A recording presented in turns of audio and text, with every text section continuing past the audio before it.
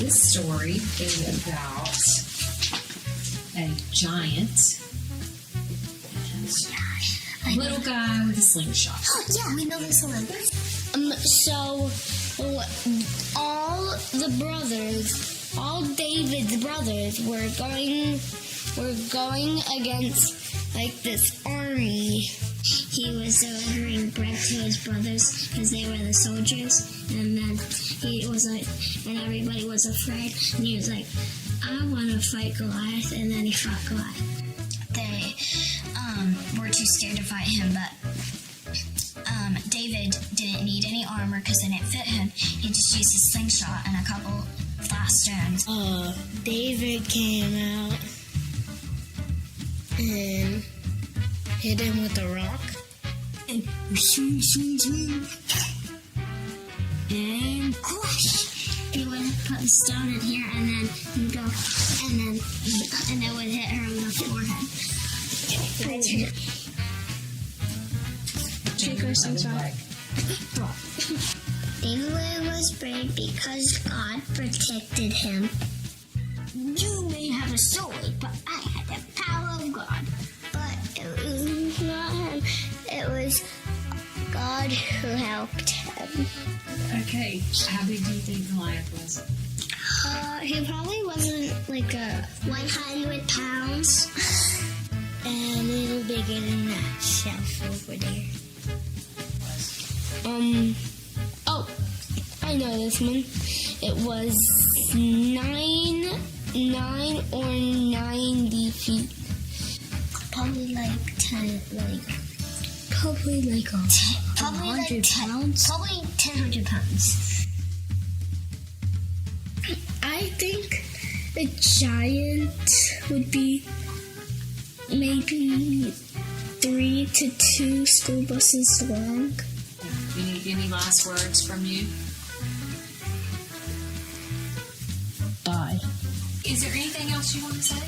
I just want to say that God love you very much. God love you very much.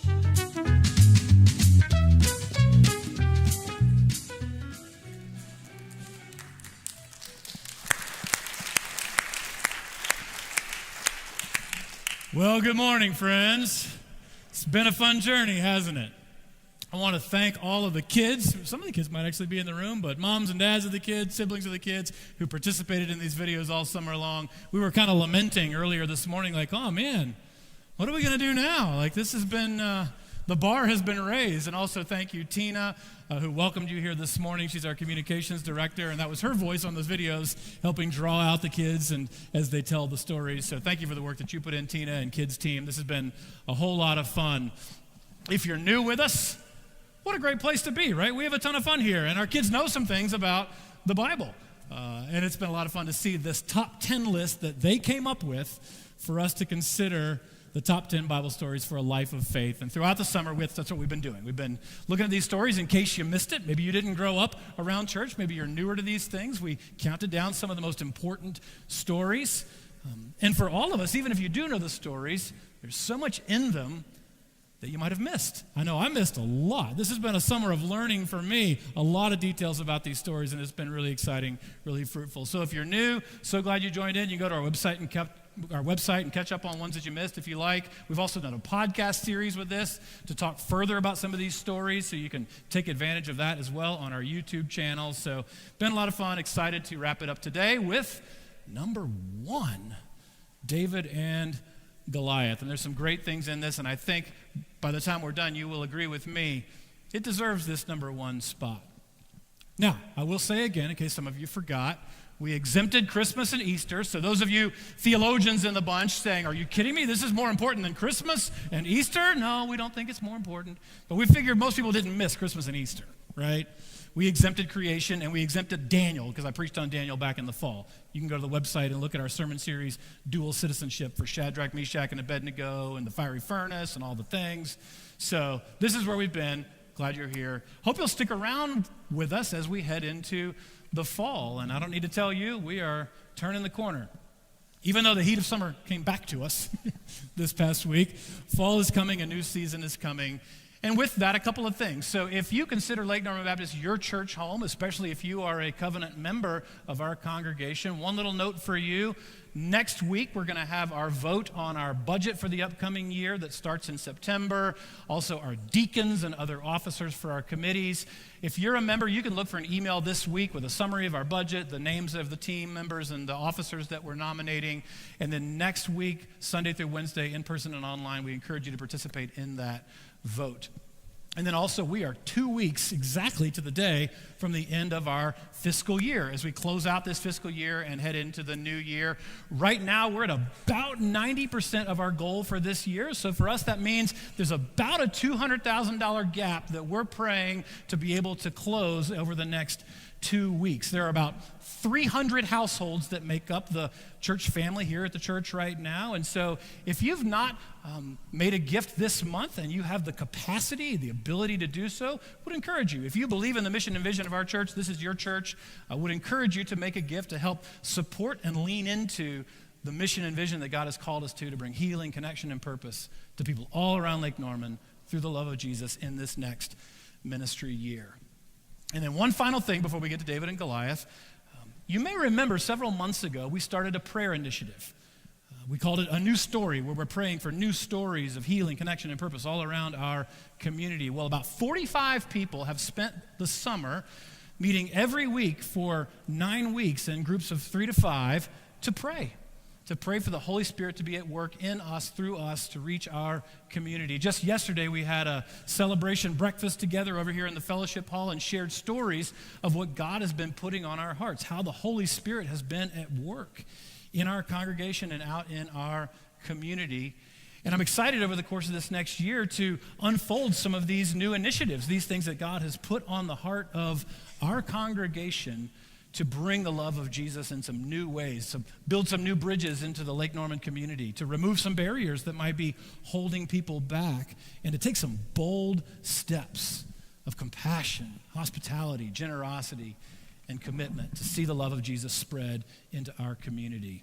So it's exciting to be a part of it. I hope you'll be with us as we lean into the fall in this new ministry year together. But right now, we're going to close out the top 10 Bible stories with the story of David and Goliath. Why is this story so popular? Well, I think one of the reasons that this story would make the number one spot in the top 10 list is because it's such a vivid portrayal of a great battle. And it's more than just a battle in history between a shepherd boy with a sling and a giant with all the armor. It's actually a historical representation of the age-old cosmic battle between God and his enemy, Satan. It's not an allegory where there are some, fictitious figures who represent reality. No, it's actually a historical event. But in these characters, we do see them connected to bigger realities, things that had come before and things that would come after. And we can learn some things, and we can grow and learn about both God and how he works in our lives through this story. I also think it's popular because it's been used in so many ways to inspire and motivate people. Tucker and I were just talking this week. He showed me an Instagram reel of a football coach, pumping up his team to go and fight the other team, and with the courage and faith of David. Started to say Daniel. Actually, I started to say Goliath. That would have been way off. Of David to go fight Goliath. Well, I'm sorry to disappoint you, but I'm not going to make the case today that, your personal Goliath is out there to be conquered. So Goliath is not your brother, and you can go beat up your brother now, Goliath is not your boss. Goliath is not the New Orleans Saints. Goliath is not the traffic on I-77. And if you only have the faith of David, you can overcome and get down the highway. No, it's not those kinds of things, but there is strength that we can draw from this story. And I think at its core, this is a story, in terms of how we connect to it, of how to become strong. Of how to become strong and where that strength comes from. And that's a message we all need, because we all, like David, have an enemy that is coming after us. And we need to know where the strength is for us to fight the enemy that we do have. So we know there's David, we know there's Goliath, But this story actually begins with Saul. Saul, who was the king of Israel at the time of this encounter with David and Goliath. So this is coming from 1 Samuel in the Old Testament, and if you read through the early chapters of 1 Samuel, you know that Saul was anointed king. And all throughout his kingship, there was this ongoing battle with the Philistines. They were the enemy nation that was really troubling the Israelites. They were constantly having these skirmishes. And so we read in 1 Samuel 14:52 this: all the days of Saul, there was bitter war with the Philistines. And whenever Saul saw a mighty or brave man, he took him into his service. So the Israelites versus the Philistines, that's what's been going on. A little bit before that, we read in 1 Samuel 9 a little bit about Saul. When he was anointed king, it was said that he was a handsome a man as you could find in all of Israel, and he was a head taller than everybody else. In other words, he looked strong. This was a strong-looking guy, the kind of leader that would inspire strength in people. And not only that, anytime he saw somebody who also looked brave and strong, he would surround himself with the best and the brightest. So he looked strong, he surrounded himself with strong people, but looks can be deceiving. And in 1 Samuel 15, we read a story, a tragic story, where Saul led the armies out into battle against the Amalekites this time. God gave him very specific instructions. He said, I'm going to use you to judge the Amalekites. I want you to destroy everybody and everything. Don't take anything for yourself. And that's what I want you to do. Well, Saul disobeyed God. He went in, had a great victory against this army, but instead of consecrating all of the spoils to God, I've been waiting to say this for a long time. It just ain't church until somebody kicks over a Stanley. I mean, you know it's true, right?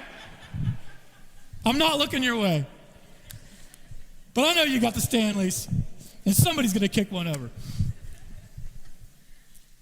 I've been waiting like 2 years to say that. I hope I can get back on track now. So Saul disobeyed God.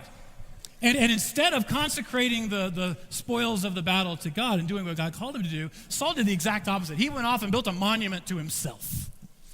And then when the prophet Samuel confronted him about this, he says, hey, Saul, why didn't you obey the word of the Lord?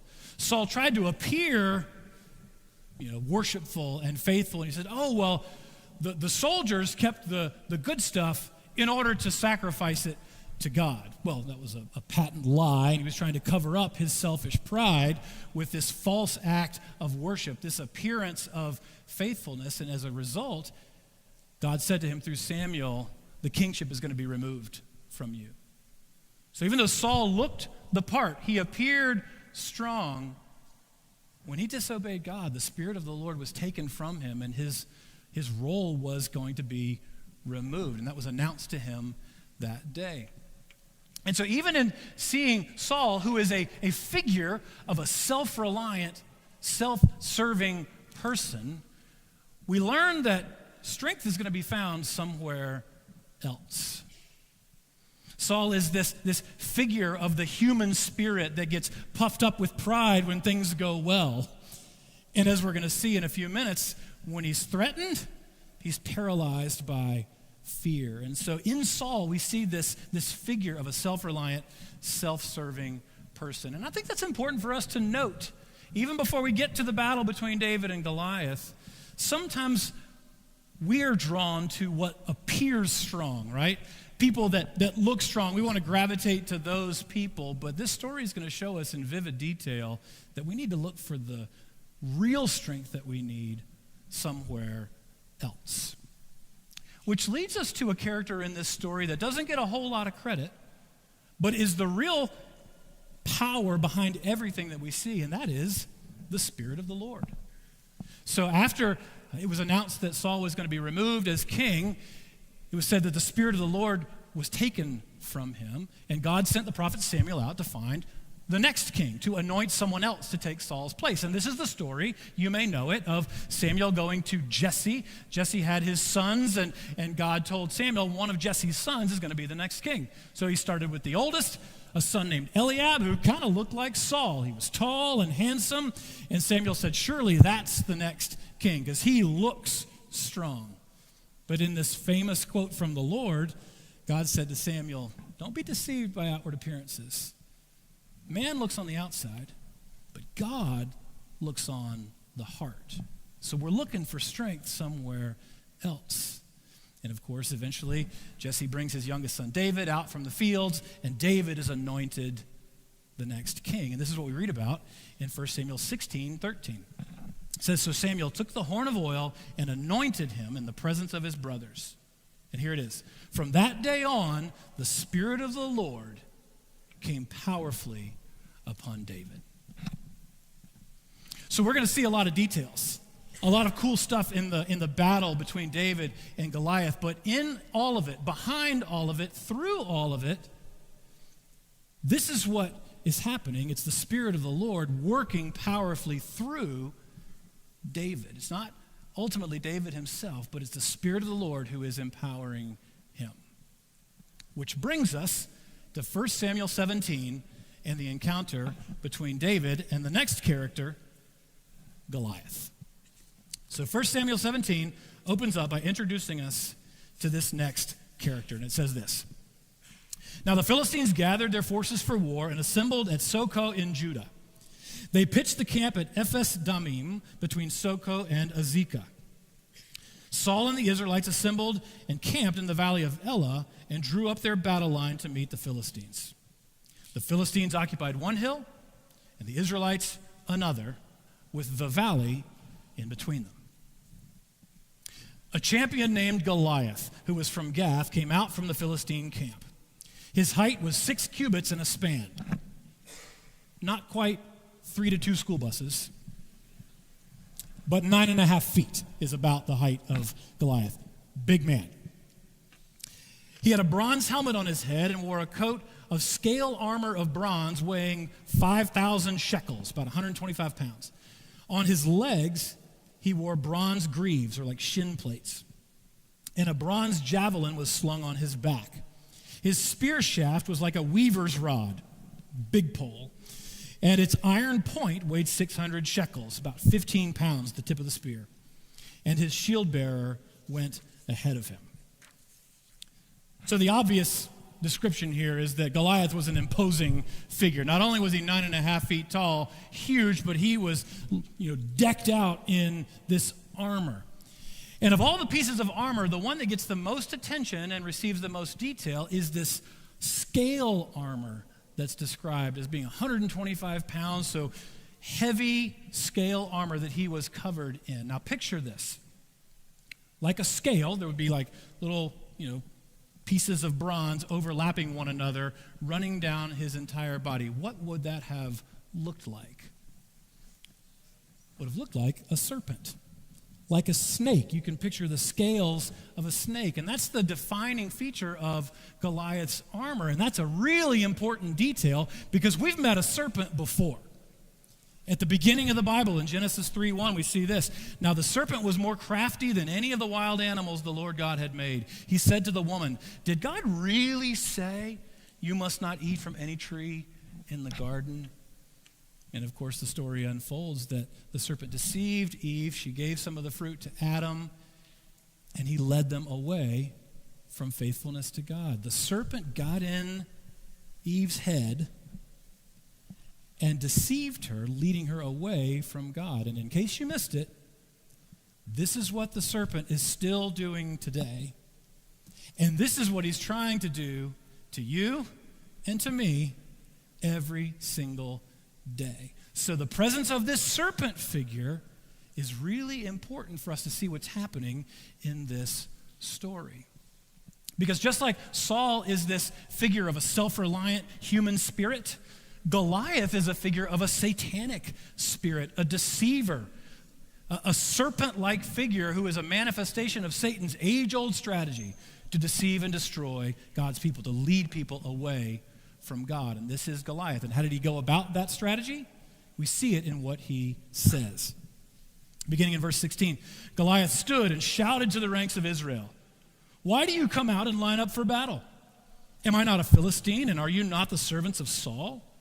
Choose a man and have him come down to me. If he is able to fight and kill me, we will become your subjects. But if I overcome him and kill him, you will become our subjects and serve us." Then the Philistines said, "This day I defy the armies of Israel. Give me a man and let us fight each other." On hearing the Philistines' words, Saul and all the Israelites were dismayed and terrified. And a few verses later it tells us for 40 days the Philistine came forward every morning and evening and took his stand. So what's happening here? Lacking the Spirit of God, Saul and the Israelites were paralyzed with fear in the face of this enemy. For 40 days, they were taunted and would do nothing about it. And this is the condition of Saul and the Israelites when they faced a very real enemy. Which leads us to the next character in the story, and it's the character of David. And what we're going to see in the meat of this story is that in 6 moves, 6 ways, David's actions in this story show us how you and I can move from being paralyzed by fear to drawing on the strength that the Spirit of the Lord provides. But it may come in a way that is different than you might be thinking. So how do we gain strength to face the enemy in the way that he's coming at you and me today? First move from David is this. David saw the Israelites' fear and lack of trust in God. So if you read through the chapter, you'll read that during these 40 days, David had some older brothers who were in the army, and David would go back and forth bringing supplies from home. And so in the context of going back and forth to the battle, we come to this in verse 20. Early in the morning, David left the flock in the care of a shepherd, loaded up and set out as Jesse had directed. That was his father. He reached the camp as the army was going out to its battle positions, shouting the war cry. Israel and the Philistines were drawing up their lines facing each other. David left his things with the keeper of supplies, ran to the battle lines, and asked his brothers how they were. As he was talking with them, Goliath, the Philistine champion from Gath, stepped out from his lines and shouted his usual defiance. And David heard it. Whenever the Israelites saw the man, they all fled from him in great fear. What's interesting in this story is that for 40 days, over and over again, Saul and the Israelites would start the day with an appearance of strength. They would line up, march out for battle. Text even says they would shout the war cry, like, today's going to be different. Today we're going to do it. But then as soon as Goliath would come out, he would defy the armies. They would all be paralyzed with fear, and they would turn and run away. And they repeated this cycle again and again. It's like they talked the talk by marching out, but then Goliath got in their head. The serpent got in their head, and they melted away in fear. And they would not stand against their enemy. And I think there's something here for you and me about fear and lack of trust in God. I wonder in what ways do we talk the talk, but then the enemy gets in our heads and we fail to walk the walk, either because of pride, like maybe we think we've got it, or out of fear. We don't think we're strong enough. Do we give an appearance of strength by saying the right things and showing up for church on Sunday, but really we're running away from what God wants to do in us and through us? I think for many of us, this might look like the fear of making a really hard decision. Like facing an addiction. And you know you want to fight it. You keep saying things are going to be different, but not today. It's like you line up for battle, and then you shrink back. I wonder if it's a hard decision about the people that you associate with. Maybe there's a toxic person or relationship in your life that you need to make the hard decision to invest in some new relationships in your life. Or maybe it's the fundamental decision to surrender your life to God and actually begin to trust Him and what He wants to do in and through you. Sometimes we get paralyzed by fear when there's a hard decision in front of us and we know what we should do, but man, is it hard. And it kind of feels like that 40-day cycle. We keep lining up for battle and we keep chickening out. And we keep lining up for battle and we keep shrinking back when the serpent gets in our head. What's going to break this cycle for us? That leads us to David's second move in this story, and that is this. David trusted God with courage and genuine belief. David trusted God with courage and genuine belief. It says, David said to Saul, having seen the fear and lack of belief on the part of the Israelites, David said to Saul, "Let no one lose heart on account of this Philistine. Your servant will go and fight him." Of course, Saul replied, "You are not able to go out against this Philistine and fight him. You're only a young man, and he has been a warrior from his youth." By the way, historians, scholars think David was about 17, 18 years old at this time. Certainly not a seasoned warrior like Goliath or some of the others were, but he'd been through puberty, He had grown up, but he was young and inexperienced, and Saul looked at this young man and he's like, "You can't fight a seasoned warrior like Goliath." But David said to Saul, "Your servant has been keeping his father's sheep. When a lion or a bear came and carried off a sheep from the flock, I went after it, struck it, and rescued the sheep from its mouth. When it turned on me, I seized it by its hair, struck it, and killed it. Your servant has killed both the lion and the bear. This uncircumcised Philistine will be like one of them, because he has defied the armies of the living God. The Lord who rescued me from the paw of the lion and the paw of the bear will rescue me from the hand of this Philistine." Saul said to David, "Go, and the Lord be with you."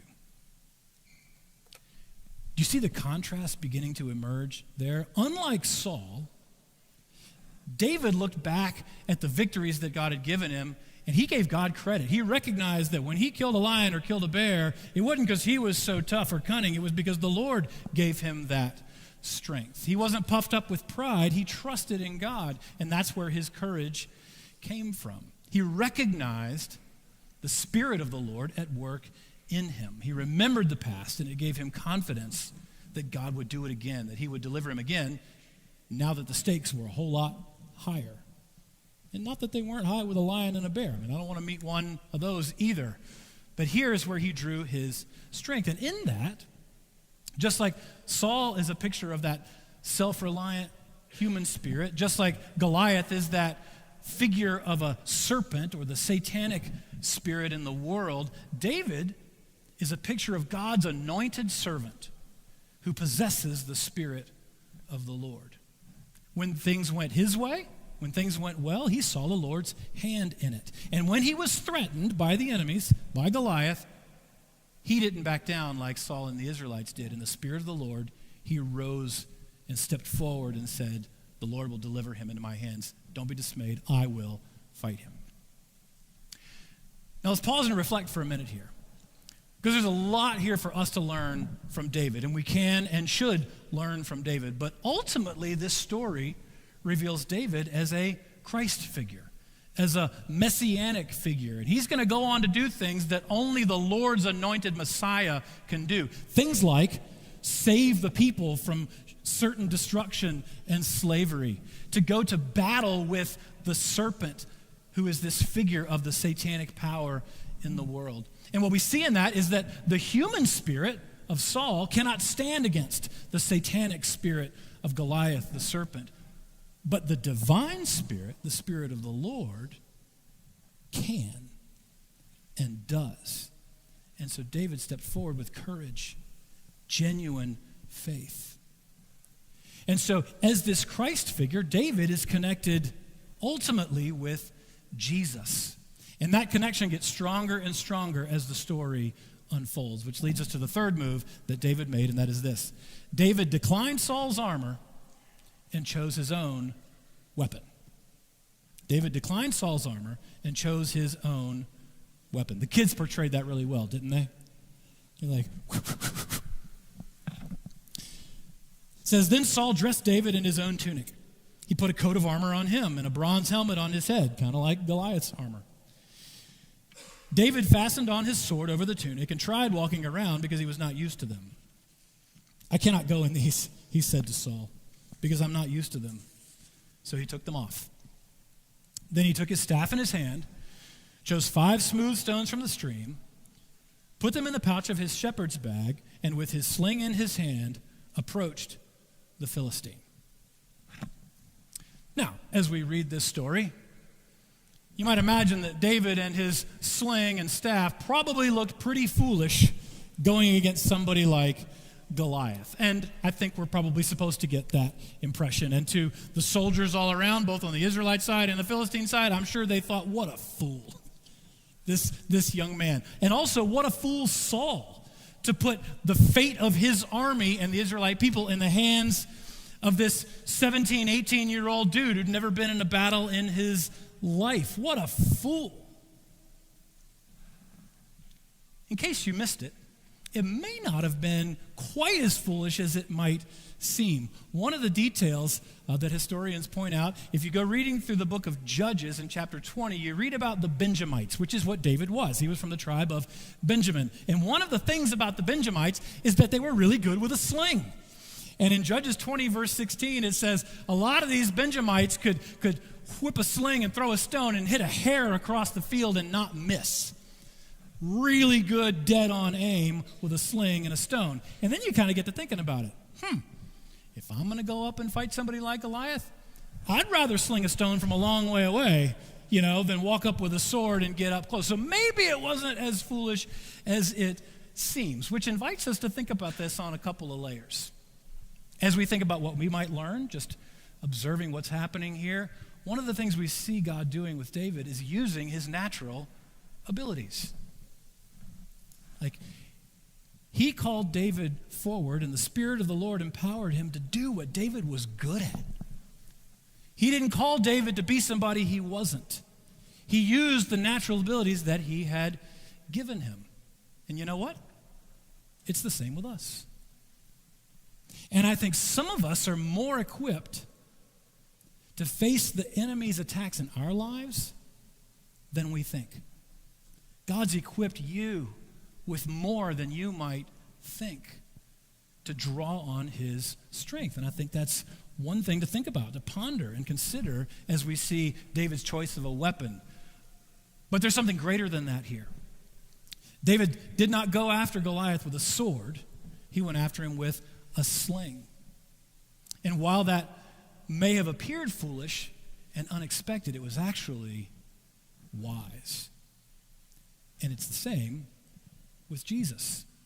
All of his followers, when Jesus walked the earth, wanted him to take up the sword against Rome, who were like the Philistines of Jesus' day. But Jesus didn't go after his enemy with a sword. He went after his enemy with a cross. 1 Corinthians 1 says this, "For the message of the cross is foolishness to those who are perishing, but to us who are being saved, it is the power of God. For the foolishness of God is wiser than human wisdom, and the weakness of God is stronger than human strength." Just like David declined Saul's armor and chose his own weapon, Jesus declined the world's strategy and chose his own weapon. And it says the world would think that's foolish. But actually, it's the wisdom of God. Which leads to the fourth move that David made. What is he going to do with this chosen weapon? David declared victory before the battle. David declared victory before going out to face Goliath. Picking up in verse 41 says this, "Meanwhile, the Philistine, with his shield bearer in front of him, kept coming closer to David. He looked David over and saw that he was little more than a boy, glowing with health and handsome, and he despised him. He said to David, 'Am I a dog that you come at me with sticks?' And the Philistine cursed David by his gods. 'Come here,' he said, 'and I'll give your flesh to the birds and wild animals.' David said to the Philistine, 'You come against me with sword and spear and javelin, but I come against you in the name of the Lord Almighty, the God of the armies of Israel, whom you have defied. This day the Lord will deliver you into my hands, and I'll strike you down and cut off your head. This very day I will give the carcasses of the Philistine army to the birds and the wild animals, and the whole world will know that there is a God in Israel. All those gathered here will know that it is not by sword or spear that the Lord saves, for the battle is the Lord's, and he will give all of you into our hands. Now, if we're wondering why David and Goliath makes the top of the top 10 list, this speech is one of the reasons, because it's one of the clear testimonies in the Bible of putting faith in the strength of God and the power of God and calling out that the battle is ultimately his. And did you notice what David did? Goliath's threat to David was, hey, come on out here and I'm going to slay you and feed you to the wild animals. And David said, I'll do you one better than that. I'm not only going to slay you, but I'm going to slay the whole army and feed all of you to the wild animals. This was David's declaration of victory before the battle even began. In the name of the Lord, David announced good news for the people of God.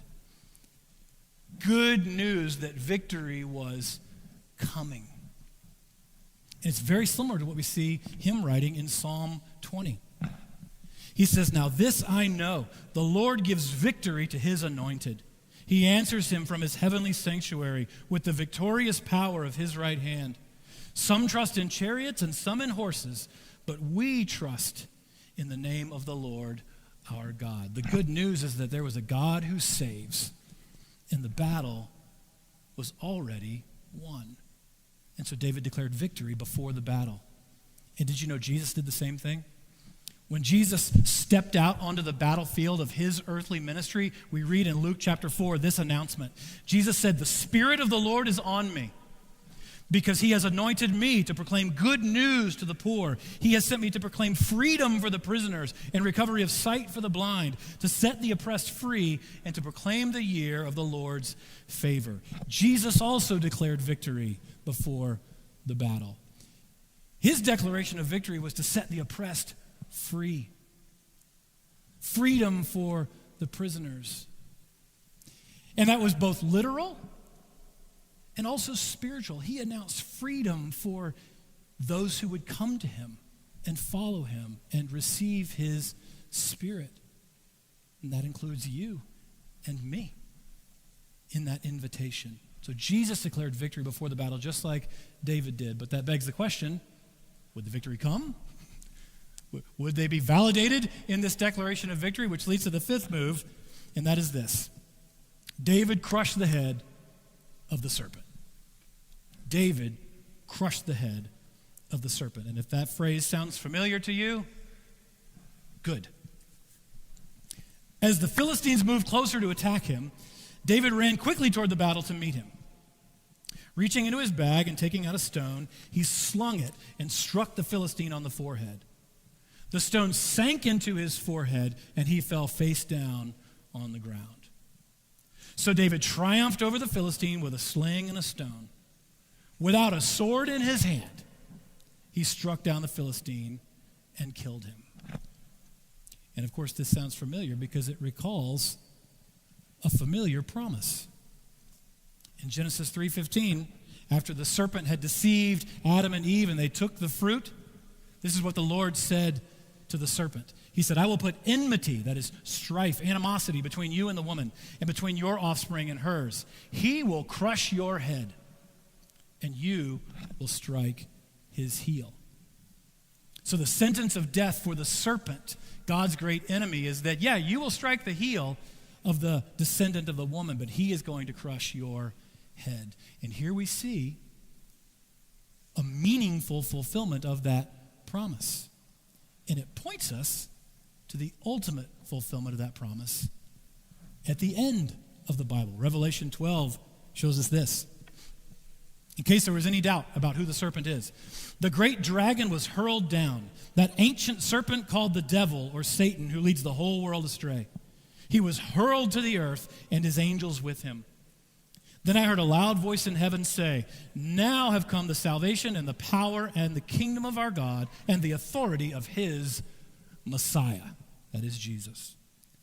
For the accuser of our brothers and sisters, who accuses them before our God day and night, has been hurled down.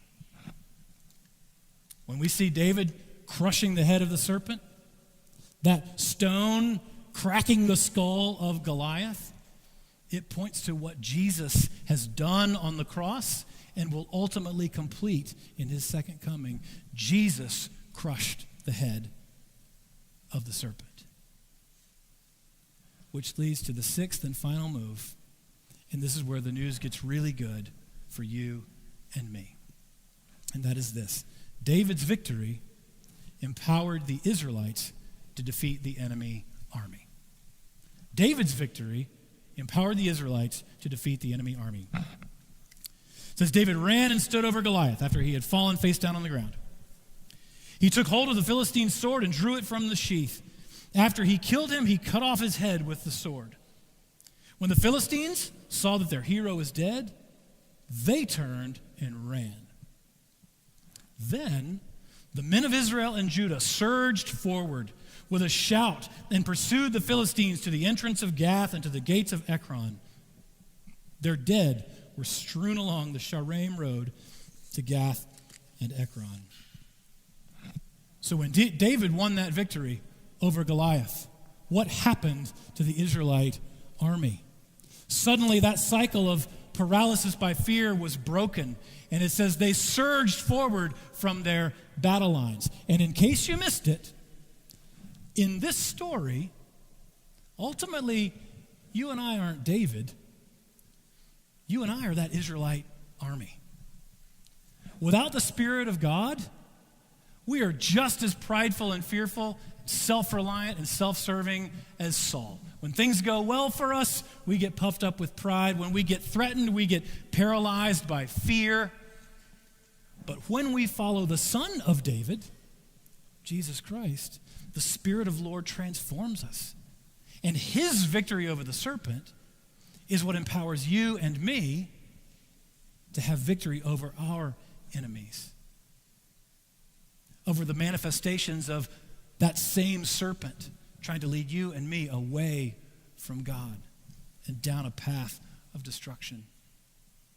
And so we read in the New Testament, 1 John 4:4, it says this: you, dear children, are from God and have overcome your enemy, because the one who is in you is greater than the one who is in the world. Because of Jesus' victory, now you and I are empowered like that Israelite army. And because of that, we read in Ephesians 6, finally, at the end of the day, because of all of this, be strong in the Lord and in his mighty power.